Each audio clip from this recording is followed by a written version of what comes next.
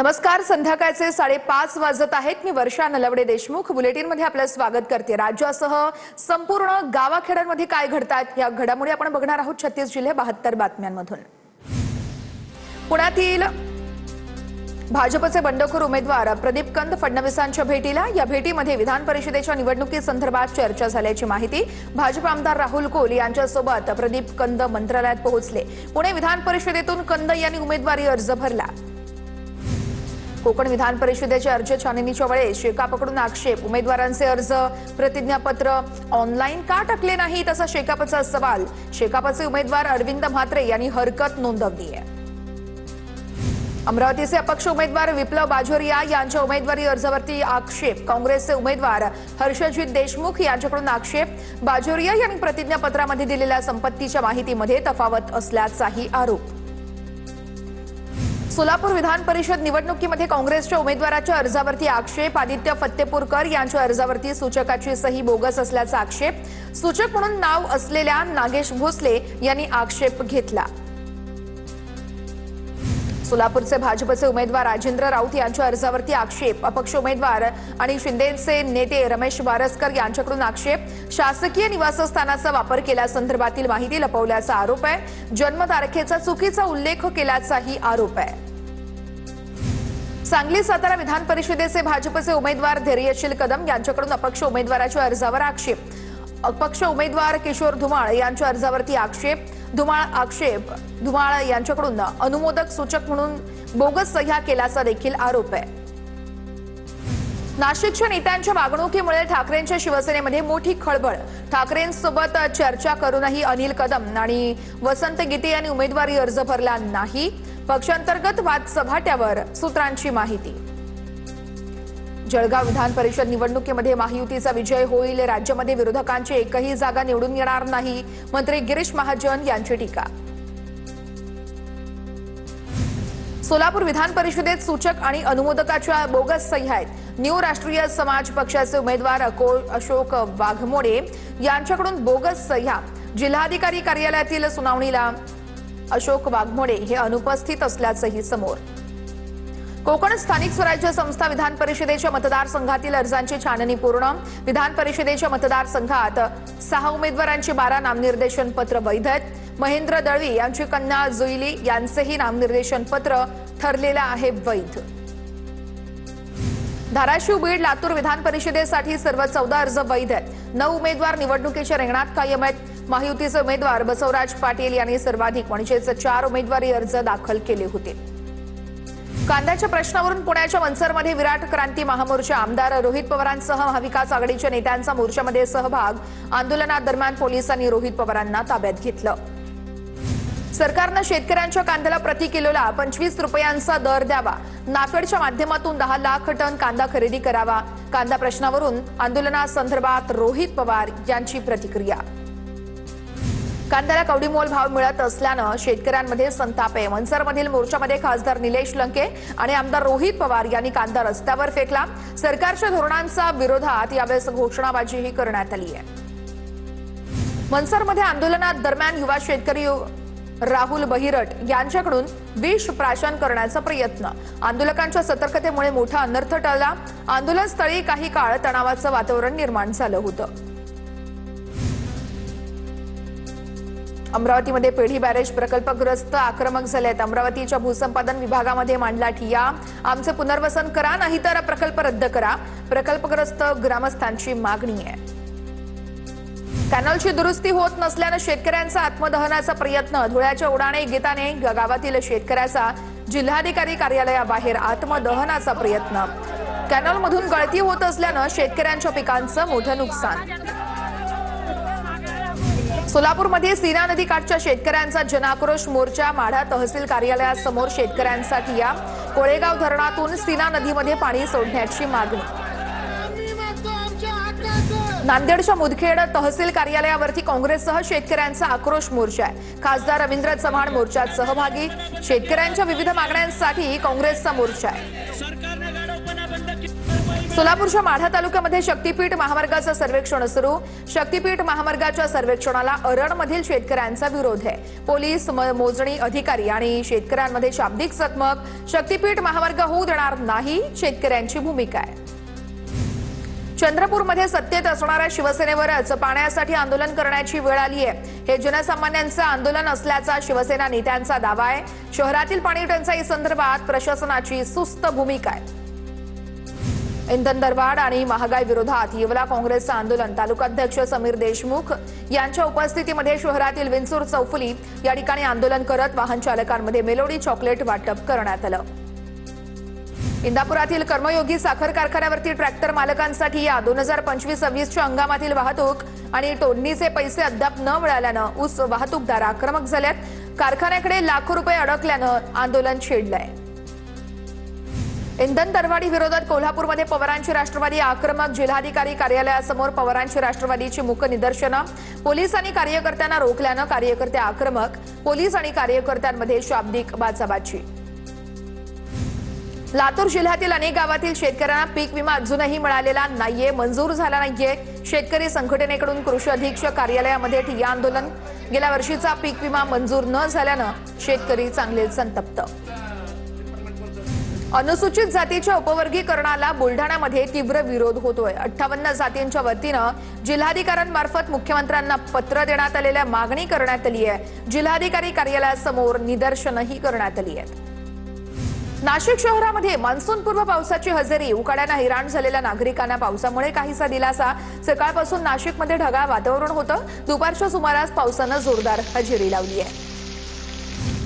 जळगाव जिल्हा उपनिबंधक कार्यालयासमोर बसलेल्या आंदोलकांवरती मंडप कोसळला। जोरदार वादळी वाऱ्यानं मंडप कोसळला। आंदोलकांवरती मंडप कोसळल्याचा व्हिडिओ सोशल मीडियावरती मोठ्या प्रमाणात व्हायरल। घटनेमध्ये सुदैवानं कुणालाही दुखापत झालेली नाहीये। पुण्यातील विश्रांतवाडी परिसरामध्ये पावसाच्या हलक्या सरी। गेल्या अनेक महिन्यांपासून उकाड्याचा त्रास सोसत असलेल्या नागरिकांना पावसामुळे मोठा दिलासा। वादळी वाऱ्यामुळे करमाळा तालुक्यातील पश्चिम भागात केळी बागांचं नुकसान। शेकडो एकर क्षेत्रावरील केळी बाग जमीनदोस्त। तातडीने पंचनामे करून नुकसान भरपाई देण्याची शेतकऱ्यांची मागणी। जळगावच्या रावेर तालुक्यातील सावदा शहराला वादळी वाऱ्याचा तडाखा। अनेकांच्या घरावरील सोलार पॅनल्स यावेळेस उडून गेलेले आहेत, नुकसान झालंय। झाडं देखील काही ठिकाणी उन्मळून पडली आहेत। कोल्हापूरमध्ये पाणी टंचाई आणि महावितरणच्या कारभारामुळे ऊस पीक धोक्यात आलंय। करवीर तालुक्यातील शेतकरी विष्णू पाटील यांनी उभा ऊस कापून टाकलेला आहे। चिपळूणमधील पाणी टंचाईग्रस्त डेरवण पंचकृषीतील जनतेसाठी संत सीताराम बुवा वालावलकर चॅरिटेबल ट्रस्टचा हा आधार आहे। यंदाही ट्रस्टच्या माध्यमातून 3 टँकर्सद्वारे संपूर्ण पंचकृषीतील गावांना 3 महिने दररोज 25,000 लिटर पाण्याचा पुरवठा होतोय। जळगावच्या हतनूर धरणामध्ये पक्ष्यांची किलबिलाट आहे। पक्षी विलोभनीय दृश्य समोर आलंय। धरणाचं पाणी आटल्यामुळे ठिकठिकाणी लहान तळी निर्माण झाली आहेत। पक्ष्यांच्या खाद्य मिळवण्यासाठी एकच झुंबडही उडाल्याचं बघायला मिळतंय। जळगावच्या 40 गावातील डोंगरी तितूर नदी स्वच्छतेची कामं रखडली आहेत। नदीपात्रांमध्ये जलपर्णी आणि झुडपांचं साम्राज्य निर्माण झालंय। प्रशासनानं लक्ष देण्याची नागरिकांची मागणी आहे। जालन्यामध्ये विडोळी ते देवठाणा शिवपाणंद रस्त्याची यावेळेस या रस्त्यासाठी अडथळा निर्माण झालाय। शेतकऱ्यांचं मंठा तहसील कार्यालयासमोर त्यामुळे उपोषण सुरू आहे। रस्ता बंद असल्यानं शेतकऱ्यांचे अतोनात हाल होत आहेत। धाराशिवच्या लोहारा तालुक्यातील जेवळीसह ग्रामीण भागामध्ये गौण खनिजाचं विनापरवानगी उत्खनन सुरू आहे। साठवण तलाव आणि पाझर तलावांच्या परिसरामध्ये उत्खनन सुरू आहे। पेट्रोल डिझेल किमतीमध्ये वाढ झाल्यानं ट्रॅक्टरऐवजी शेती मशागतीसाठी बैलजोडीला मागणी सुरू झाली आहे। धुळे जिल्ह्यातील शिरपूर बाजार समितीत बैलजोडी खरेदीसाठी मोठी गर्दी होतीये। विविध भागांमधून शेतकरी बैलजोडी खरेदीसाठी बाजारात दाखल होत आहेत। परभणीच्या मानवत शहरामध्ये गॅस एजन्सी बाहेर सकाळपासूनच नागरिकांच्या रांगा। बुकिंग केल्यानंतरही 15 दिवस सिलेंडर मिळतच नाहीये अशी नागरिकांची तक्रार आहे। नाशिकच्या बागलाणमध्ये गॅस सिलेंडरचा काळाबाजार उघडकीस। व्यावसायिक गॅस सिलेंडरच्या गैरवापरावर मोठी कारवाई। 5,92,000 रुपयांचा मुद्देमाल जप्त। वाशिममध्ये इंधन दरवाढीमुळे पाण्याच्या टँकरच्या दरांमध्ये वाढ झाली आहे। 5,000 लिटरच्या टँकरचे दर 1,000 रुपयांपर्यंत पोहोचलेत। अंतरानुसार पाणी आणायचा खर्च वाढल्यानं दरांमध्ये वाढ झाली आहे। टँकरचे दर वाढल्यानं सर्वसामान्यांचं आर्थिक गणित मात्र बिघडणार आहे। गडचिरोलीच्या आष्टीमध्ये अवैध डिझेल साठ्यावरती पोलिसांची कारवाई आहे। 1,599 लिटर डिझेल जप्त। कारवाईमध्ये 8 लाख रुपयांच्या मुद्देमालासह 2 आरोपींना अटक। अवैध इंधनाविरोधातील जिल्ह्यातील पहिलीच मोठी कारवाई आहे। गडचिरोली जिल्ह्यातील अनेक गॅस एजन्सीवरती अजूनही सिलेंडरसाठी नागरिकांना तासंतास वाट बघावी लागते। सिलेंडर 3 महिन्यातून एकदाच मिळत असल्यानं एजन्सी बाहेर गर्दी होतीये। नागरिकांचा प्रशासनाविरोधात रोष बघायला मिळतोय। जळगावमध्ये व्यावसायिक गॅस सिलेंडरच्या दरामध्ये वाढ झाली आहे। वडापाव, पोहे, रस्सावडा, समोसा 5 रुपयांनी महागलाय। गॅस सिलेंडरच्या दरामध्ये वाढ झाल्यानं खाद्यपदार्थ विक्रेत्यांवर मोठा परिणाम होतोय। जळगावच्या अमळनेर आणि चोपडा येथील तहसीलदारांसह 6 अधिकाऱ्यांना नोटिसा। अमळनेर तालुक्यातील सावखेड्यातील तापी नदी पात्रातील अवैध वाळू उपसा आणि डिझेल साठा प्रकरणी जिल्हाधिकाऱ्यांची कारवाई। जळगावच्या एमआयडीसीतील रेमंड पतसंस्थेत 38,84,000 घोटाळा। संस्थेचे माजी सचिव आणि माजी व्यवस्थापकांविरोधात गुन्हा दाखल। दोघांनी विविध निधींमधून डल्ला मारल्याचं समोर। नवी मुंबई बाजार समितीमधील संचालक मंडळ आजपासून बरखास्त। राज्यात राष्ट्रीय बाजार समिती आजपासून लागू। पणन मंत्री जयकुमार रावल यांनी आज नवी मुंबईतील एपीएमसी बाजार समितीमध्ये पदभार स्वीकारलाय। बुलढाण्यातील बनावट हत्येची माहिती घेण्यासाठी रोहित पवार, हर्षवर्धन सपकाळ यांनी जळगाव जामोदिया पोलीस ठाण्याला भेट दिली आहे। या प्रकरणामुळे राज्यभर चर्चेत आलेल्या तपासाची दोघांनी माहिती घेतली आहे। दरम्यान यावेळेस पोलीस ठाण्याबाहेर मोठा पोलीस बंदोबस्त तैनात होता। सातारा जिल्हा परिषदेच्या समाज कल्याण समिती सभापतींच्या केबिनमध्ये वाढदिवस साजरा करण्यात आलाय। वाढदिवसाला तडीपार गुंड बिया उर्फ अमित कदम हा देखील आल्याचा दावा आहे। वाढदिवस साजरा झाल्याचे फोटो सोशल मीडियावरती व्हायरल होत आहेत। पुण्यातील विषारी दारू प्रकरणासंदर्भात विधान परिषदेचे उपसभापती नीलम गोऱ्हे सीआयडी कार्यालयामध्ये पोहोचल्या होत्या। विषारी दारू प्रकरणाचा नीलम गोऱ्हे यांनी आढावा घेतलेला आहे।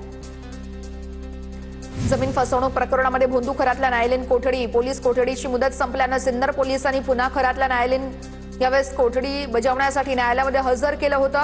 दोन्ही बाजूंचा युक्तिवाद ऐकल्यानंतर न्यायालयानं खरातला पुन्हा एकदा न्यायालयीन कोठडी सुनावलेली आहे। सराफा बाजारामध्ये सोनं आणि चांदीच्या दरामध्ये वाढ। सोन्याच्या दरामध्ये तोळ्यामागे 1,000 तर चांदीच्या दरामध्ये किलोमागे तब्बल 4,000 रुपयांची वाढ। सोन्याचे दर जीएसटीसह 1,69,650 रुपयांवर तर चांदीचे दर जीएसटीसह 2,77,070 रुपयांवर पोहोच। जेजुरीमध्ये भाविकांना भंडाऱ्यासाठी सक्ती कराल तर खंडणी समजली जाईल। पोलिसांनी इशारा दिलाय। भंडारा आमच्याकडूनच घ्या, अशी सक्ती करता येणार नाही। भंडारा घेण्यावरून व्यापारी आणि भाविकांमध्ये होणाऱ्या वादामुळे पोलिसांचा मोठा निर्णय आहे। धुळे महापालिका हद्दीतील 150 शाळांमधील 47,000 विद्यार्थ्यांना 15 जूनला पाठ्यपुस्तकं मिळणार आहेत। महाराष्ट्र राज्य शिक्षण विभागाच्या वतीनं समग्र शिक्षा योजनेअंतर्गत आतापर्यंत 85% पुस्तकं उपलब्ध करून देण्यात आली आहेत। मुख्यमंत्री माझी लाडकी बहीण योजनेमध्ये अपात्र ठरवण्यात आलेल्या महिलांचा पुन्हा विचार व्हावा। अपात्र महिलांची पुन्हा पडताळणी करून त्यांना लाभार्थी यादीमध्ये समाविष्ट करावं, या मागणीसाठी पवारांच्या राष्ट्रवादीचे जिल्हाधिकाऱ्यांना निवेदन। धुळ्याच्या शिरपूर मर्चंट कोऑपरेटिव्ह बँकेतील आर्थिक घोटाळा प्रकरण। मुख्य सूत्रधाराच्या यादीतील बँक मॅनेजर संजय कुलकर्णी धुळे आर्थिक गुन्हे शाखेच्या ताब्यात आहे। बँकेतील 13,75,86,253 रुपयांची फसवणूक प्रकरणी गुन्हा दाखल झालेला आहे। रायगडमधील पोलादपूर पंढरपूर अंबाडवे मार्गाची दयनीय अवस्था झाली आहे। रस्त्याची कामं अपूर्ण असल्यानं अपघातांच्या प्रमाणात वाढ झाली आहे। नागरिकांकडून तात्काळ दुरुस्तीची मागणी केली जाते। अकोल्यातील गांधीग्राम येथील पूर्णा नदीवरील कावड घाटाची जिल्हाधिकाऱ्यांकडून पाहणी। घाटाची आवश्यक दुरुस्ती करून स्वच्छतेची कामं तातडीने पूर्ण करण्याचेही निर्देश। नाशिकमध्ये प्रशिक्षण पूर्ण करताच दीक्षांत सोहळ्यामध्ये वैमानिकाची प्रेयसीला लग्नाची मागणी। नाशिकच्या कॉम्बॅक्ट आर्मी एशियन ट्रेनिंग स्कूलमध्ये आज दीक्षांत संचालन सोहळा पार पडला। बाजूला